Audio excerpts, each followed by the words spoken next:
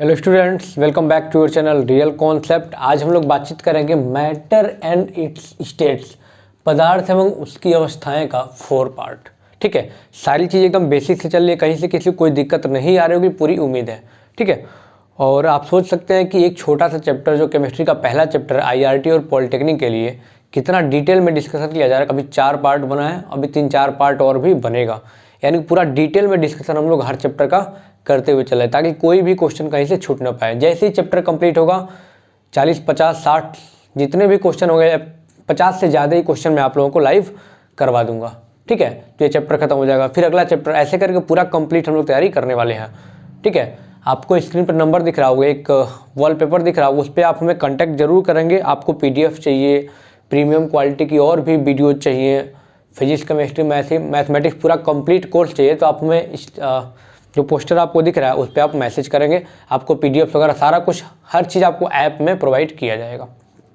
ठीक है, तो चलिए आज स्टार्ट करते हैं। आज हम लोग बेसिकली 2 चीज़ कवर करने वाले इस पार्ट में, छोटे छोटे पार्ट होंगे ताकि आपको भी बर्डन न लगे और खेल खेल में पूरा तैयारी आपका हो जाए। ठीक है, इवेपोरेशन यानी कि वाष्पीकरण पढ़ने वाले हैं, और लेटेंट हीट, गुप्त उष्मा, 2 चीज़ पूरा इस वीडियो में डिटेल डिस्कशन करने वाले हैं।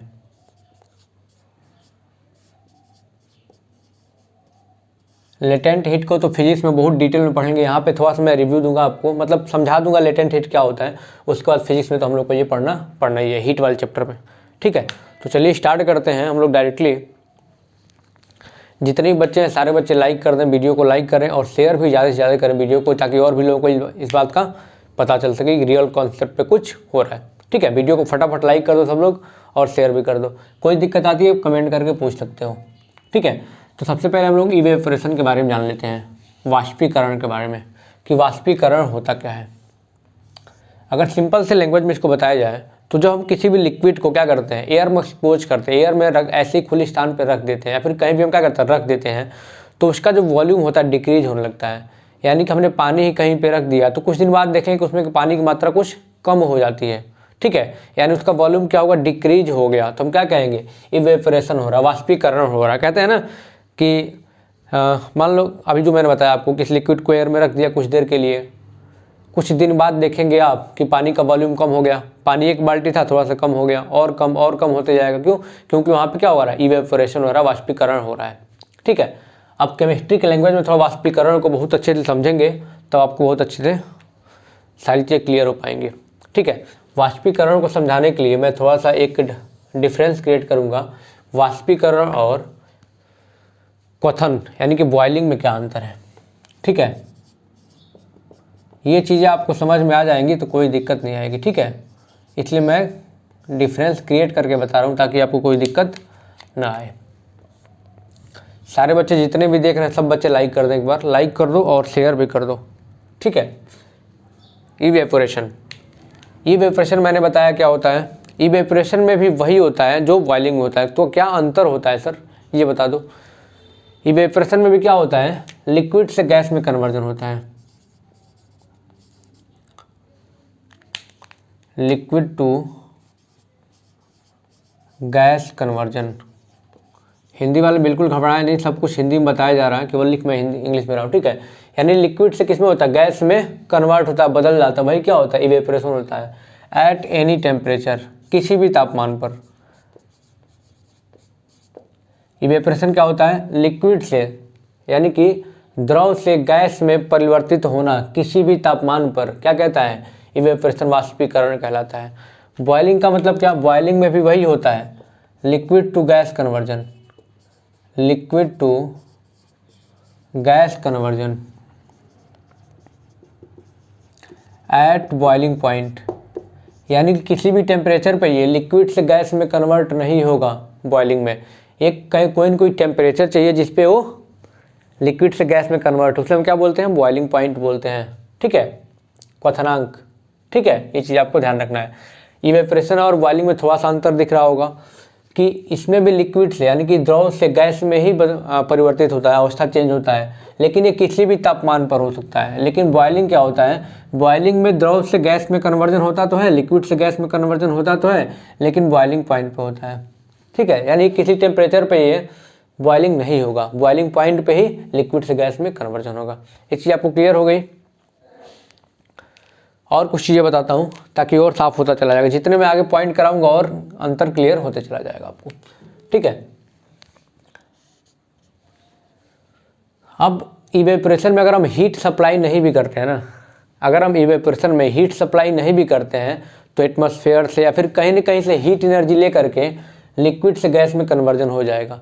लेकिन बॉयलिंग के लिए क्या करना पड़ेगा, हमें हीट देना पड़ेगा, और तब तक हीट देना पड़ेगा जब तक कि हमारा लिक्विड बॉयल ना हो जाए, और जब तक बॉइलिंग पॉइंट तक पहुँचे ना तब तक वो लिक्विड से गैस में कन्वर्जन नहीं होगा। ठीक है, जैसे मैं बात करूँ, ये हमने ले लिया एक ग्लास में पानी हम ले लिया, मान लेते हैं एक ग्लास में हमने पानी ले लिया, तो इवेपोरेशन में क्या होगा कि जब तक हम हीट नहीं सप्लाई करेंगे तो भी क्या करेंगे, ये लिक्विड के जो मॉलिक्यूल्स हैं ना, मान लो वाटर हमने लिया, जो वाटर के मॉलिक्यूल्स हैं ये क्या करेंगे, ये गैस में कन्वर्ट होंगे। अगर मैं इसको हीट नहीं भी देता हूँ तो भी क्या होगा, लिक्विड के पार्टिकल गैस में कन्वर्ट होंगे। बट बॉइलिंग की बात करूँ, अगर बॉइलिंग है हमारा, अगर मान लो ग्लास में हमने पानी लिया, ठीक है, वाटर लिया, जब तक इसको हीट नहीं करेंगे तब तक बॉइलिंग का प्रोसेस नहीं होगा। यानी जब तक बॉयल नहीं होगा, और 100 डिग्री सेल्सियस पे पानी बॉयल करता है, और 100 डिग्री सेल्सियस जब तक होगा नहीं तब तक वाटर के मॉलिक्यूल्स गैस के मॉलिक्यूल में कन्वर्ट नहीं होंगे। है समझ में? यानी कि इसको क्या करना पड़ेगा, यहाँ पे हमें हीट देना पड़ेगा, तभी क्या करेगा, बॉयल करेगा। आए समझ में? तो बिना हीट के भी इवेपोरेशन हो जाएगा, यानी कि एटमॉस्फेयर से हीट लेगा, कहीं ना कहीं से हीट ले करके वाटर मॉलिक्यूल किस में, गैस में कन्वर्ट हो जाएंगे। ये होता है surface phenomenon. It is a surface phenomenon. क्या होता है भाई सरफेस फिनोमिनन, समझना है इस चीज़ को। सरफेस फिनोमिनन का मतलब क्या, जो सरफेस पे पार्टिकल होंगे ना वाटर मॉलिक्यूल, सिर्फ यही वाटर मॉलिक्यूल गैस में कन्वर्ट होंगे, यही वाटर मॉलिक्यूल गैस में कन्वर्ट होंगे। यानी कि एटमॉस्फेयर से हीट लेकर के, अंदर के पानी से हीट लेकर, कहीं न कहीं से हीट ले करके जो सरफेस के पार्टिकल होंगे ना, वही क्या करेंगे, वही गैस में कन्वर्ट होंगे। यानी कि ऊपर से क्या होगा, ऊपर से गैस में कन्वर्ट होते जाएंगे वाटर मॉलिक्यूल्स। बॉन्ड ब्रेक होगा, क्योंकि देखो इलेक्ट्रोस्टैटिक फोर्स से क्या होगा, ये बंधा होगा पूरा का पूरा। ठीक है, पार्टिकल्स क्या होंगे, इलेक्ट्रोस्टैटिक फोर्स से बंधे होंगे एक दूसरे से, तो धीरे धीरे एनर्जी लेगा और बॉन्ड को ब्रेक करके ऊपर वाले पार्टिकल मॉलिक्यूल्स क्या करेंगे, ये गैस में कन्वर्ट होते चल जाएंगे।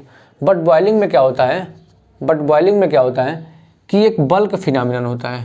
क्या होता है, बल्क मीन्स क्या होता है, ज़्यादा से ज़्यादा मात्रा में, यानी कि it is a bulk phenomenon.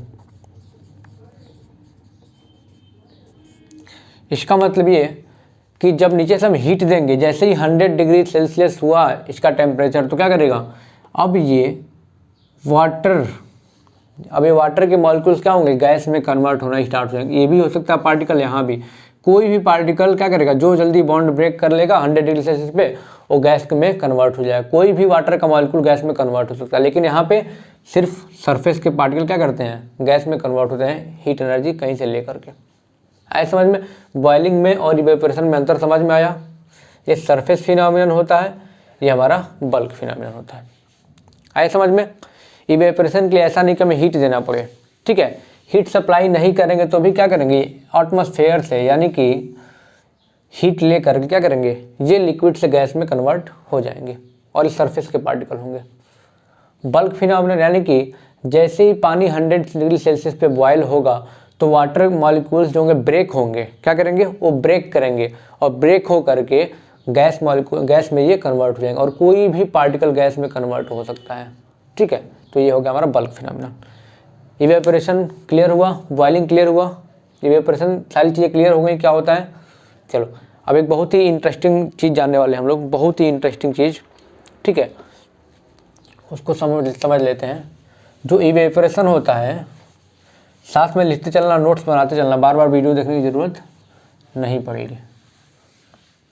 जो इवेपोरेशन होता है, समझ लो, वो ठंडक का महसूस कराता है, यानी इवेपोरेशन कॉजेज कूलिंग, यानी कि इवेपोरेशन की वजह से हमें कूलिंग महसूस होती है।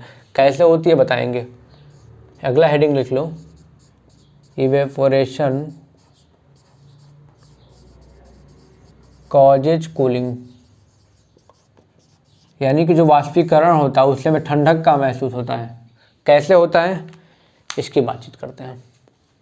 ठीक है, मैंने क्या बताया कि इवेपोरेशन, एग्जांपल देके समझाऊंगा, समझना। इवेपोरेशन का मतलब मैंने क्या बताया कि लिक्विड से गैस में कन्वर्ट होना, और लिक्विड से गैस में कन्वर्ट होने के लिए क्या चाहिए, कहीं ना कहीं से हीट एनर्जी चाहिए। ठीक है, तो क्या करेगा, लिक्विड से गैस में कन्वर्ट होगा। अब जो इवेपोरेशन है वो कूलिंग का एहसास कराता है, यानी कि जहाँ पे इवेपोरेशन है वहाँ ठंडक महसूस होगी। ठीक है, एक एग्जांपल देके बताते हैं। जैसे बहुत ज़्यादा गर्मी हो रहा है, मान लो मई जून का महीना चल रहा है, बहुत ज़्यादा गर्मी है, और हम छत के ऊपर वाले कमरे में रह रहे हैं जहाँ पे बहुत तेज़ गर्मी होती है। हम 1 घंटे के लिए फ़ैन को ऑफ़ कर देते हैं और गर्मी में बैठे रहते हैं, समझना इस चीज़ को। और हमें बहुत ज़्यादा स्वेट होता है, हमें बहुत ज़्यादा पसीना होता है, और लाइट पंखा हमने बंद किया हुआ, बहुत ज़्यादा पसीना हुआ है। ठीक है, और जैसे ही बहुत ज़्यादा हमें पसीना हो गया और कुछ देर बाद हम क्या करते हैं, फ़ैन को ऑन करते हैं, तो बहुत ज़्यादा ठंडी लगता है हमें। क्या होता है, बहुत ज़्यादा ठंडे का महसूस होता है। तो ऐसा क्यों होता है, ड्यू टू इवेपोरेशन। अब हमें गर्मी खूब हुआ तो पसीना निकला। अब हमने बताया कि यहाँ से इवेपोरेशन होगा, जो पसीना है, ठीक है, जो पसीना है क्या करेगा, वो इवेपोरेट होगा। क्या होगा, इवेपोरेट होगा। इवेपोरेशन यानी कि लिक्विड है पसीना और वो गैस में कन्वर्ट होगा। अब लिक्विड से जो पसीना गैस में कन्वर्ट होगा उसको कोई ना कोई एनर्जी चाहिए, हीट एनर्जी। भाई हीट एनर्जी चाहिए कि नहीं चाहिए। अब हीट एनर्जी कहाँ से लेगा, हमारे बॉडी से हीट एनर्जी निकालेगा और लिक्विड से गैस में कन्वर्ट होगा।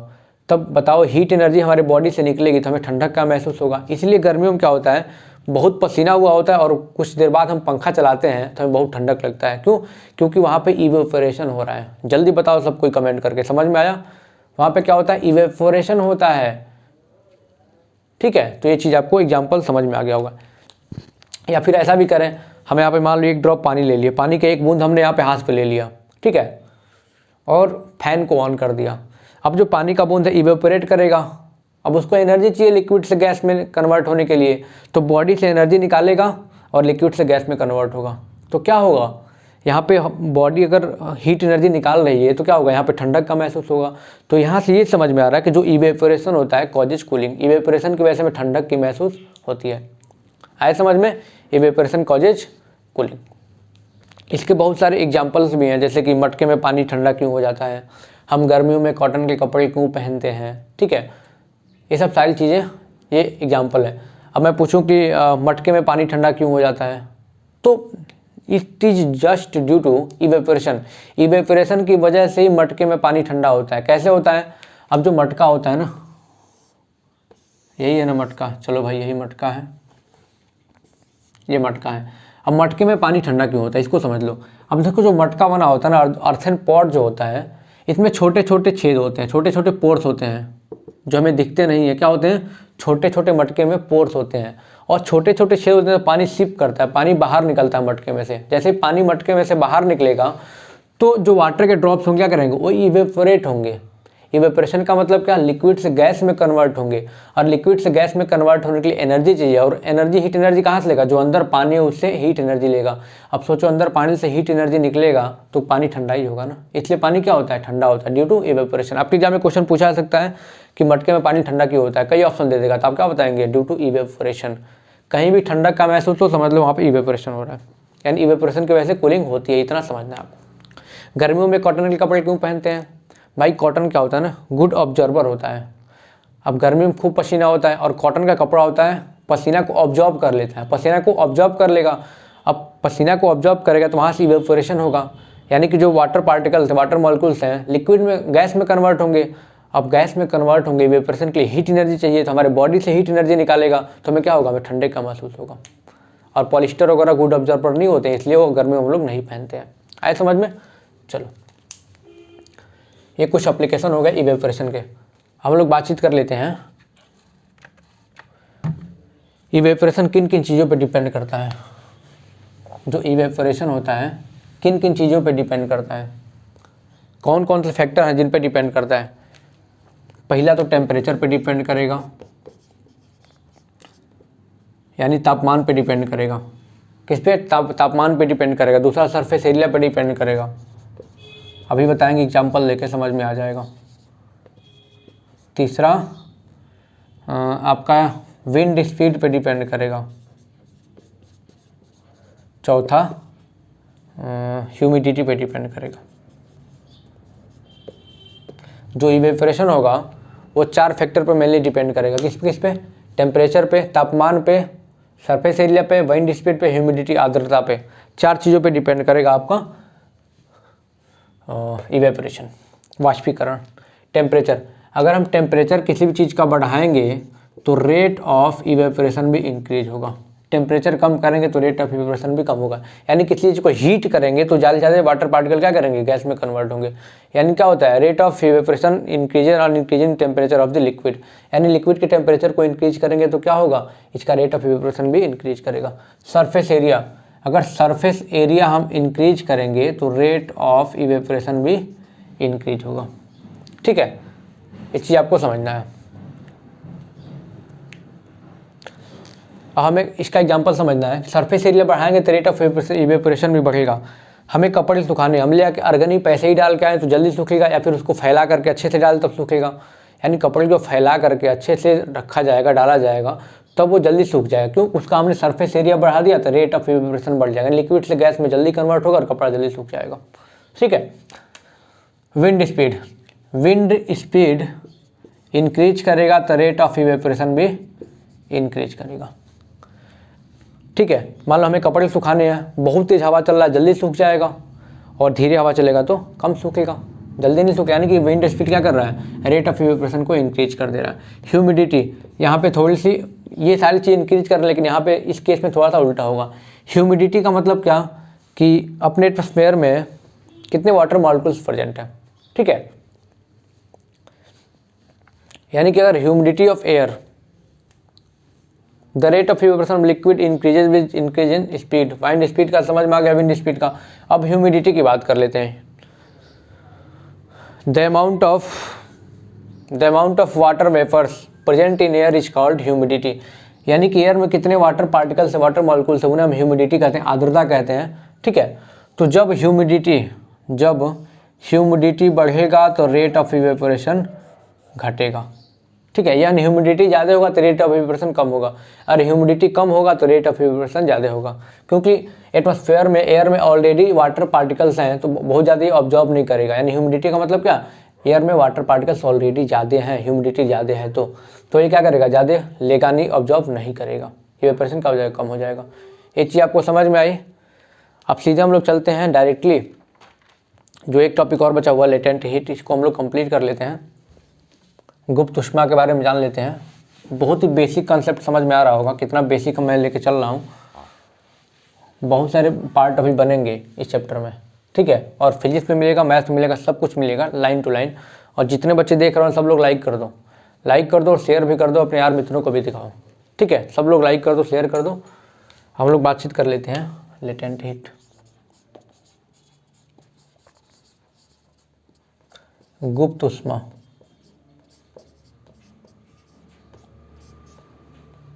लेटेंट हीट क्या होता है? लेटेंट का मतलब होता है हिडन। लेटेंट का मतलब होता है हिडन, यानी कि क्या हमारा गुप्त ऊष्मा है। लेटेंट हीट का कंसेप्ट समझना है आपको तो बहुत अच्छे से समझो लेटेंट हीट क्या होता है। हमने क्या किया, एक एक्सपेरिमेंट के माध्यम से समझो लेटेंट हीट के बारे में क्या होता है। हमने यहाँ पे किसी कंटेनर में वाटर रखा। क्या किया? हमने किसी कंटेनर में यहाँ पे वाटर रखा। अब इसको नीचे से हम क्या कर रहे हैं? हीट दे रहे हैं। यानी नीचे से हम क्या कर रहे हैं? इसको हीट कर रहे हैं। बहुत बेसिक कंसेप्ट है, इस चीज़ को समझ लेना। एक कंटेनर लिया हमने, इसमें हमने वाटर ले लिया। अब वाटर को हम क्या कर रहे हैं? वाटर को हम नीचे से हीट कर रहे हैं, और यहाँ पे एक थर्मामीटर हमने ले लिया। ठीक है। यहाँ पे हमने एक थर्मामीटर डाल दिया जो टेम्परेचर को मेजर करके बताएगा। हमने 5 मिनट तक क्या किया? इसको गर्म किया, चेक किया कि ये 50 डिग्री सेल्सियस इसका टेम्परेचर हो गया है।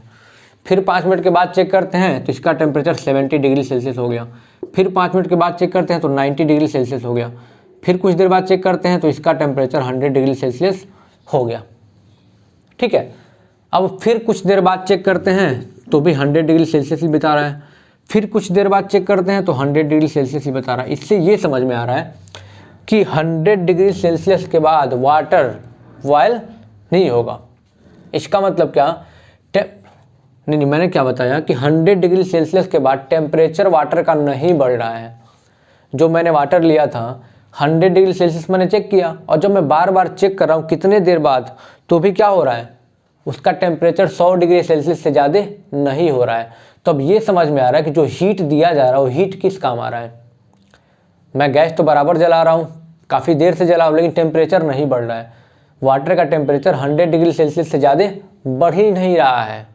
तो इसका मतलब क्या हुआ, क्या ये थर्मामीटर ख़राब है या फिर गैस में कोई दिक्कत है, लेकिन गैस तो जल रही है। ठीक है, मैं कितने देर बाद भी चेक कर रहा हूँ तो वाटर का टेम्परेचर 100 डिग्री सेल्सियस से बढ़ ही नहीं रहा है।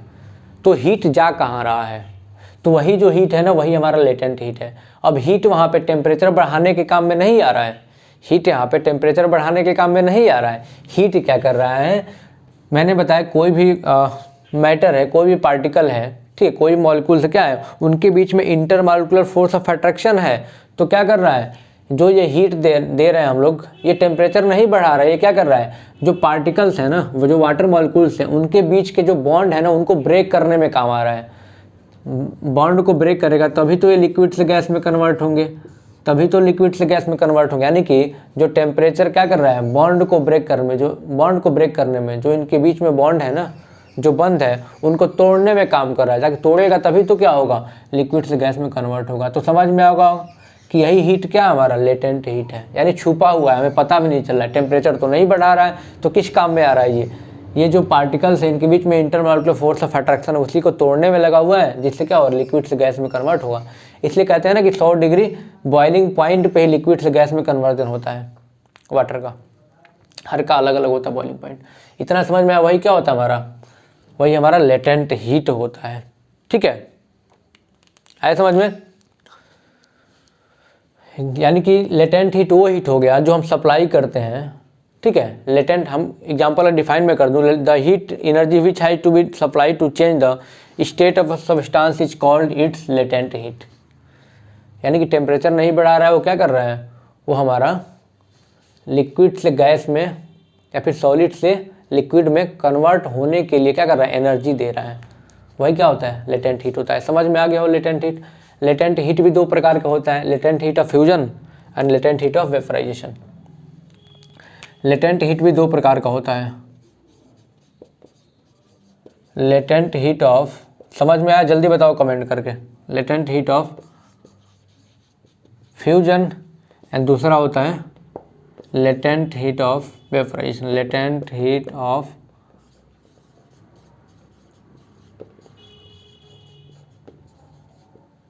वेपराइजेशन। लेटेंट हीट भी कितने प्रकार के होते हैं, वही दो प्रकार के, latent heat of fusion and latent heat of vaporisation. Latent heat of fusion का मतलब क्या, लेटेंट हीट ऑफ फ्यूजन का मतलब क्या, सॉलिड से liquid conversion. Solid to liquid change. अभी समझाता हूँ। हमने क्या किया, एक बर्फ़ के टुकड़े को ले लिया, ठीक है, हमने एक बर्फ़ के टुकड़े को ले लिया और उसको हम हीट कर रहे हैं। और वहाँ पे हमने क्या किया, एक बर्फ़ के टुकड़े को लिया, उसमें थर्मामीटर डाल दिया और क्या किया हमने, उसको नीचे से हीट करने लगे बर्फ़ को।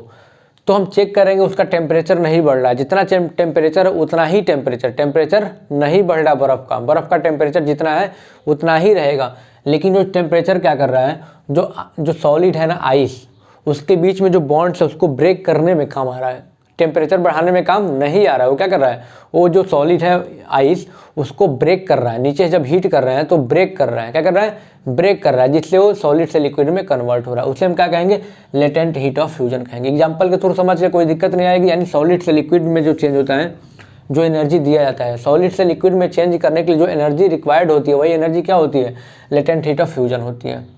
यानी कि बर्फ़ के टुकड़े को हम कितना भी हीट करें उसका टेम्परेचर नहीं चेंज होगा, क्या होगा, वो सॉलिड से लिक्विड में कन्वर्ट हो जाएगा। यानी कि बॉन्ड ब्रेक करने के लिए वहाँ पे एनर्जी लग रही है, वही क्या है, लेटेंट हीट ऑफ फ्यूजन है। और लेटेंट हीट ऑफ वेपराइजेशन का एग्जांपल थी, आप समझ ही गए, क्या, liquid to gas change, liquid to gas change. है समझ में? Latent heat of fusion, latent heat of vaporisation, ये चीज़ें क्लियर हो गई हैं। लेटेंट हीट के बारे में बहुत बेसिक डिस्कशन हम लोग फिजिक्स में भी करने वाले हैं हीट वाली यूनिट में, तो यहाँ तक तो बेसिक मैंने बता दिया। तब अगला हम लोग जब फिजिक्स पढ़ेंगे ना, लेटेंट हीट, स्पेसिफिक हीट क्या होता है, सब कुछ पढ़ेंगे। ठीक है, तो उसमें सारा कुछ हम लोग क्लियर करेंगे, कोई दिक्कत नहीं आएगी। और सारे बच्चे एक बार कमेंट करके फटाफट बताओ सबको सारी चीज़ समझ में आ रही है, कोई दिक्कत किसी को नहीं हो रहा है, कोई दिक्कत है जल्दी फटाफट कमेंट करके बताओ। और जितने बच्चे लाइक नहीं किए सब लोग लाइक कर दो और वीडियो को शेयर कर दो। बहुत जल्दी जैसे ही चैप्टर खत्म होगा फिर पहला चैप्टर मेजरमेंट होगा फिजिक्स का, वो मैं स्टार्ट करूँगा, फिर मैथ का भी स्टार्ट होगा, सारी चीज़ लाइन से आपको मिलती रहेंगी।